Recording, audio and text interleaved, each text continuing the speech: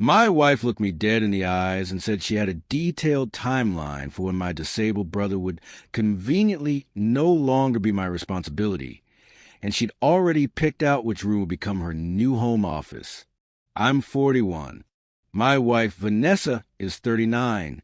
My younger brother, Derek, is 35.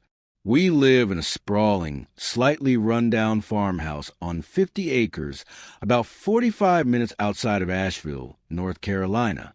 Derek has been living with us for the past 3 years. To understand how I ended up in this nightmare, you have to understand Derek. When we were kids, Derek was the golden boy. He was 2 years younger than me, but he was bigger, stronger, faster, and had a smile that could charm the rattlesnakes off a hot rock. He was the star quarterback, the one our dad was proud of, the one with the scholarship offers. I was the older brother, the quieter one, the one who was good with his hands and better at keeping his head down. I loved my brother, but I also lived in his shadow, and I was okay with that. He had a light in him that was just brighter than mine.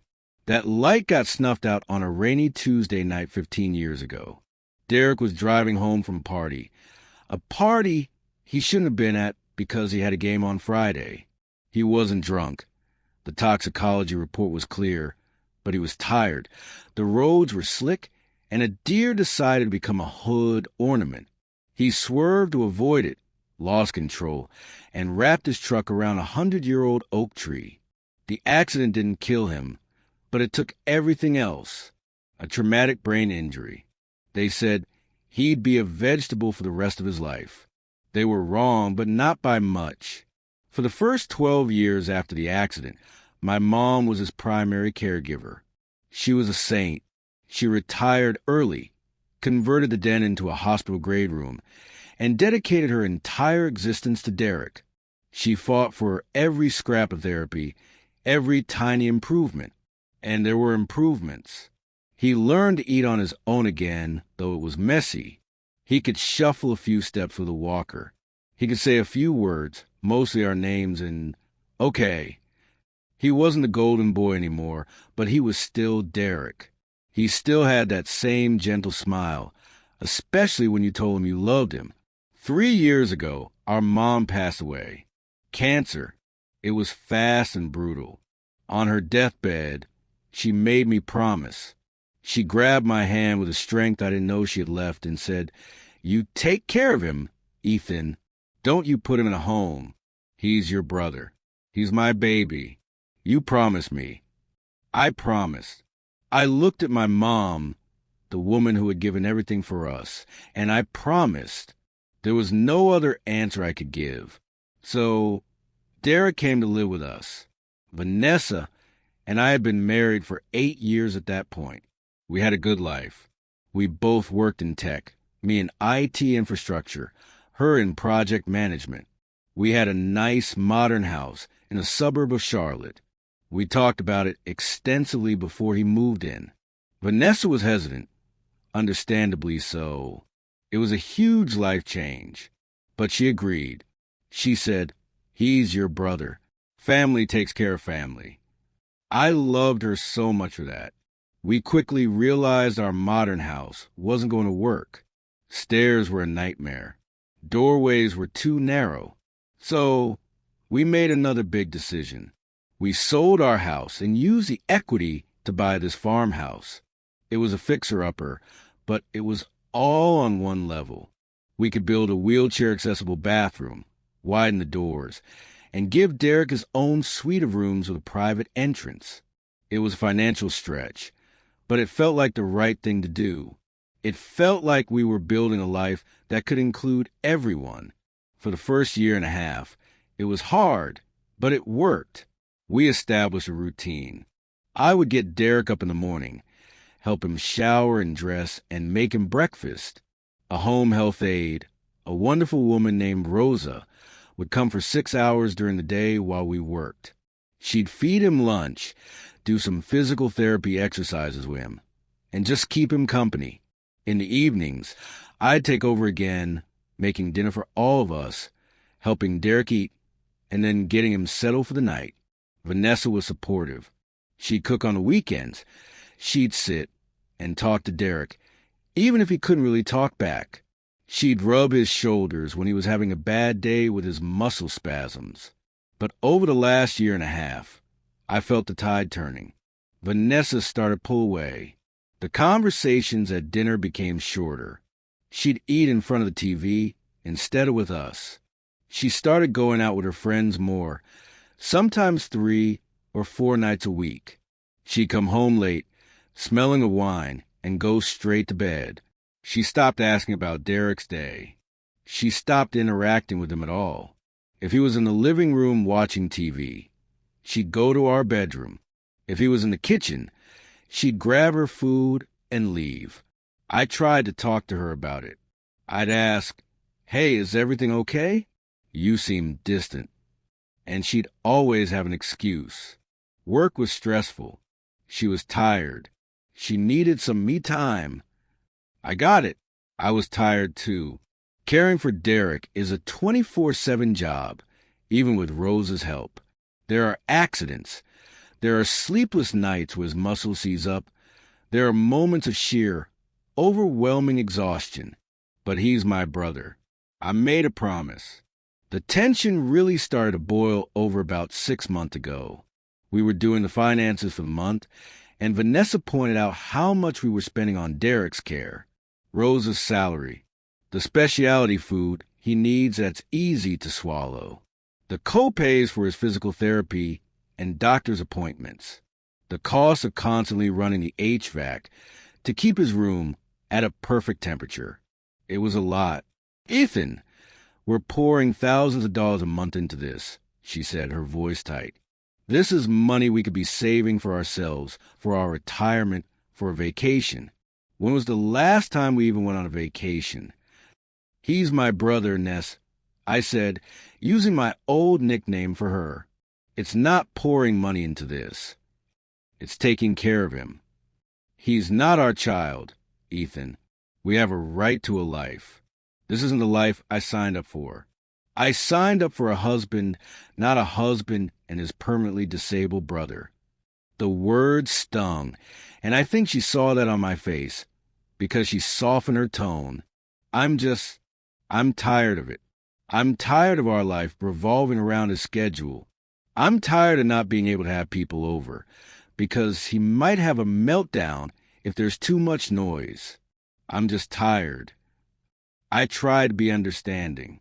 I know it's hard. It's hard for me too. But what's the alternative? Put him in a state facility? You've seen those places. He'd be dead in a year. I made a promise to my mom.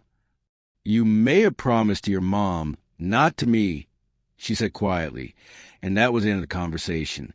The atmosphere in the house became arctic after that. We were roommates who shared a bed. The only warmth in my life came from Derek's lopsided smile when I walked into his room in the morning, and from my 12-year-old daughter, Lily. Lily is Vanessa's daughter from a previous relationship, but I've raised her since she was 4. She's my little girl, in every way that counts. She adores her Uncle Derek. She'll sit with him for hours, showing him videos on her tablet, telling him about her day at school, and carefully helping him eat his ice cream. She doesn't see a disabled man. She sees her fun, gentle uncle who always smiles at her. Vanessa saw Lily's bond with Derek as a threat. She spends more time with him than she does with me. She complained. It's not healthy for a girl her age. She's being compassionate. Vanessa, I'd argue, she's learning to care for someone who is vulnerable. That's a good thing. It's a morbid thing. She'd snap back. She's wasting her childhood in that room. Last week was the breaking point. Rosa called in sick on a Tuesday, which meant I had to work from home. It was a nightmare. Derek was having a bad day. He was agitated, his muscles were tight, and he kept moaning in a way that I knew meant he was in pain. I was on back-to-back conference calls, trying to troubleshoot a server outage for a major client, while simultaneously trying to calm Derek down, give him his medication, and clean up an accident he'd had.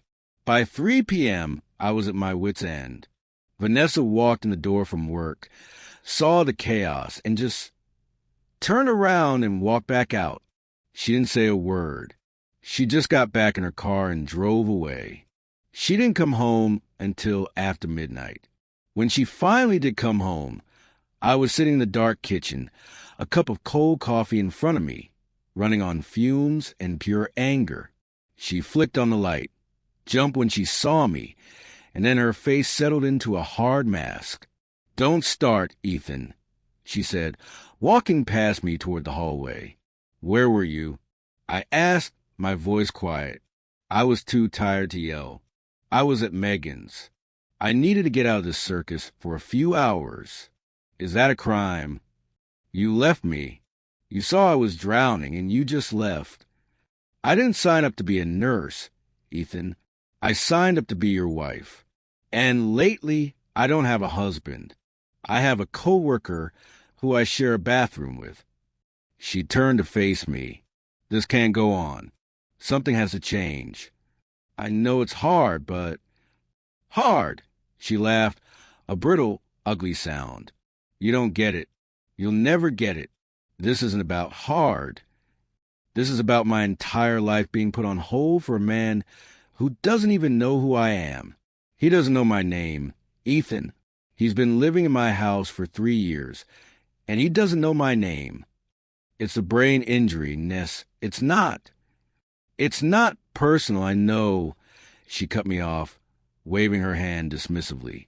"You've said that 1,000,000 times. But it feels personal, and I'm done with it feeling personal. I've been doing some research." My stomach dropped. "What kind of research?" "On facilities. Good ones. There's a place near Greenville, South Carolina, that specializes in long-term TBI care. It's expensive, but it's not as expensive as what we're paying for in-home care and the mortgage on this money pit. We could sell this place, move back to a normal house in the city, and finally start living our lives again." She said like she was presenting a solution, a logical, reasonable plan. She was talking about my brother, like he was a piece of furniture we needed to rehome. "No," I said. The word was absolute. "Ethan, be reasonable. You can't do this forever. You're going to burn out. Your job is going to suffer. I'm already gone. Is that what you want? To lose everything for him?"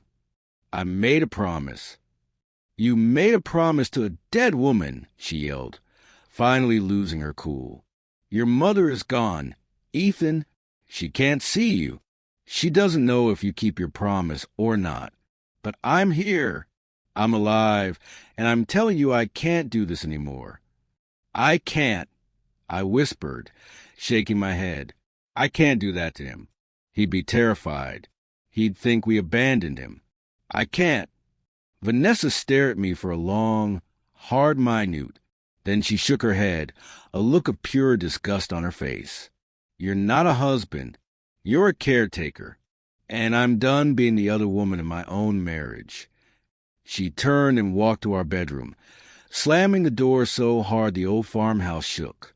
That brings me to last night, the night I overheard the conversation that ended my marriage.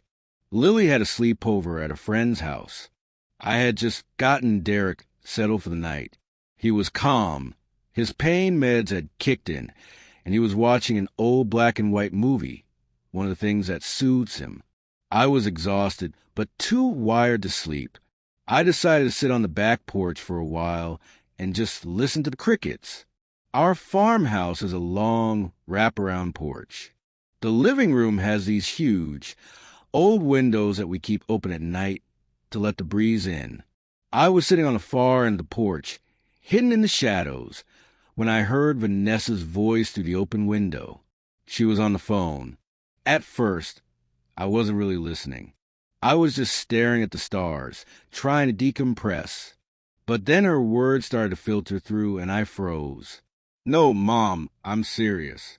I've been thinking about it for months. It's the only way." Her mother, Patricia, of course. Patricia has never liked me. She thought Vanessa could have done better, married a doctor or a lawyer. She's always looked at Derek with barely concealed horror, like he was a contagious disease. She's the one who constantly whispered in Vanessa's ear about how she was sacrificing her best years for my broken family. I have a timeline, Mom. Listen to this. Rosa's contract is up for renewal in 3 months. I'm not going to sign it. Without Rosa, Ethan can't handle it alone. He'll miss work, he'll get fired, and he'll have no choice. He'll have to look at the facilities I found. There was a pause while her mother spoke. I know, but it's not just about the money anymore. It's about us. Our marriage. I can't compete with a ghost and a vegetable. The facility I found is good. It's clean, it's professional. It's not like we're dumping him on the street. We're just transitioning him to a more appropriate level of care. Another pause. I felt the blood drain from my face. My hands were shaking. Exactly. And here's the kicker. Once he's in the home, he'll be covered by Medicaid. We can sell this albatross of a house and finally get something nice. I was looking online today. There's a new development near Lake Norman. Brand new builds. We could have a pool.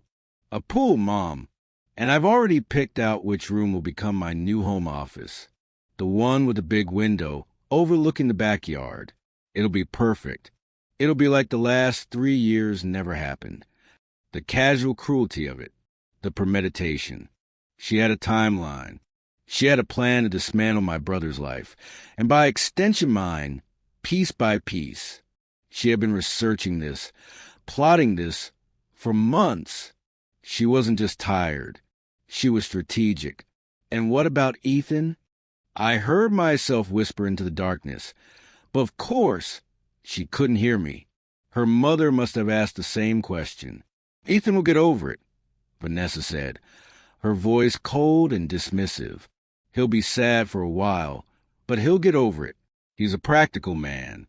Once the money pressure is on, he'll see that this is the only option. And then, once we're free of all this burden, we can finally be a normal couple. We can travel. We can have people over for dinner without worrying about him having a seizure. We can actually live. I sat there on the porch for what felt like an eternity after she hung up. The crickets were still chirping. A gentle breeze was still blowing. The world was going on as if nothing had happened. But my world had just been shattered. The woman I loved, the woman I had built a life with, the woman who had promised to be my partner, had just laid out a detailed, cynical plan to get rid of my brother, so she could have a house with a pool and a nicer home office. I didn't confront her then. I was too shocked, too numb. I went back inside, checked on Derek one last time, and then went to the small, cluttered room we use as a home office. I sat at my computer, and I started to write, not a letter, but a document, a new will. When my mom died, she didn't have anything of monetary value, but she had a few things. Her mother's wedding ring, a few old photo albums, a worn-out copy of The Grapes of Wrath that she and my dad had read together before he left. I had those things. I had a small life insurance policy through work. I had this farmhouse, which was half mine. Derek was in my will, of course, as a beneficiary to a trust that would pay for his care if I died. But after hearing Vanessa's plan, I felt this overwhelming need to protect him from her. Even after I was gone, I rewrote the entire thing. I made the trust ironclad, naming my lawyer as a trustee, not Vanessa. I stipulated that under no circumstances was he to be moved from our home as long as Rosa or a comparable caretaker could be hired. The house was to be held in the trust for his exclusive use. I made it so that Vanessa couldn't touch a penny of what was meant for him. It was a small act of defiance in the dark, but it made me feel slightly less powerless. The next morning, I was still in a fog of betrayal. I made Derek his breakfast, got him settled with Rosa, who was back, and then I went to find Vanessa. She was in the kitchen, scrolling through her phone, looking perfectly relaxed. "We need to talk," I said. About what?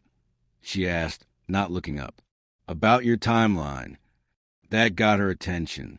Her head snapped up, her eyes wide. What? I heard you last night. On the phone with your mother. I heard all of it. The plan to drop Rosa. The house with the pool. Your new home office. I heard you talk about my brother, like he was garbage to be taken out. For a second, she looked terrified. Caught. Then her face hardened into that mask of defiance I was starting to know so well. You were spying on me? I was sitting on my own porch. You're the one who was plotting in my house. Plotting? I was venting to my mother. We weren't plotting anything. It's called having a conversation. A conversation about systematically dismantling my brother's life. So you can get a pool? That's not venting. Vanessa, that's a plan. A cold, calculated plan. You had a timeline. She stood up, her chair scraping loudly against the tile. Fine. You want the truth? Yes, I have a plan. Because someone has to think about our future. You're so blinded by guilt and this promise to your mother that you can't see we're drowning. Derek is a black hole, Ethan. He sucks all the light, all the money, all the energy out of this house. And I'm tired of being sucked dry. He's not a black hole. He's a person. He's my brother. He's a shell. He's not the brother you remember. He hasn't been for 15 years. You're not taking care of a person. You're taking care of a memory that's costing us everything. You don't get to decide that, I said, my voice shaking with rage. You don't get to decide his worth. I'm deciding my worth, she screamed. I'm deciding that I deserve a life. I'm deciding that I'm done being second place to a man who can't even wipe his own ass. The words hung in the air between us, ugly and final. I looked at her, really looked at her, and I didn't recognize her anymore. The woman I married, the one who said, family takes care of family, was gone. In her place was someone who saw my brother as an obstacle to a nicer kitchen. I'm not putting him in a home, I said, my voice quiet but steady. I will never put him in a home. I will lose my job. I will lose this house. I will lose everything before I do that. Then you'll lose me, she said. It wasn't a question or a threat. It was a statement of fact. If that's what it takes, I said. Her face crumpled for a second, a flash of genuine pain, before the anger came back. You're choosing him. After everything we've been through, you're choosing the vegetable. Don't you ever call him that again, I warned, stepping closer. And I'm not choosing him over you. I'm choosing to be the man my mother raised me to be. I'm choosing to keep a promise. You're the one who's choosing a pool and a home office over your family. She laughed, that same brittle, ugly sound from the night before. This isn't a family, Ethan. This is a hospice with a marriage license. She walked out of the kitchen, and I heard her go into our bedroom and start throwing things into a suitcase. I didn't follow her. I didn't try to stop her. I just stood there in the kitchen, the morning sun streaming through the window, feeling nothing but a profound, hollow sense of loss. Not for her, but for the life I thought we had. An hour later, she was gone. She texted me from the road. It was a short, clinical message. I'm staying at my mom's. I'll have my lawyer contact you about the divorce. Don't try to call me. I didn't. That was 3 weeks ago. The silence from her has been deafening. But the silence in the house has been peaceful. It's just me, Derek, and Lily. Lily comes over every other weekend, and for a few hours after school on Wednesdays. The first time she came after Vanessa left, she walked into the house, looked around, and then came and gave me a huge hug. Dad, she said. She's called me Dad since she was 5. Is it true? Is Mom really not coming back? I don't think so, honey, I said, holding her tight.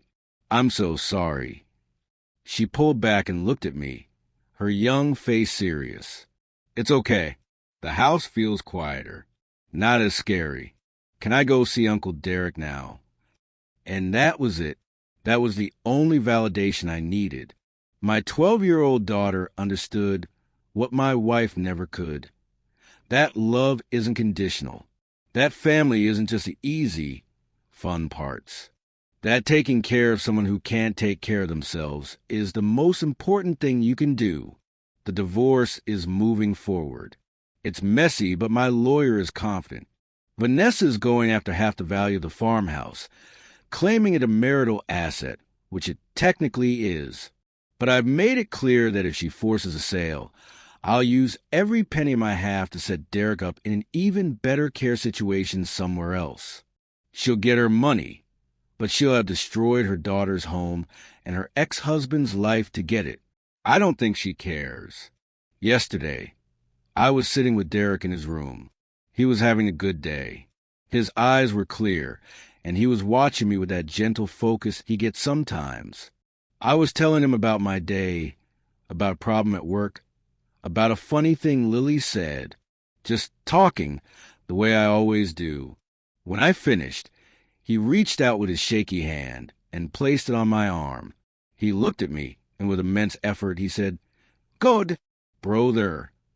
I felt tears prick my eyes. I put my hand over his.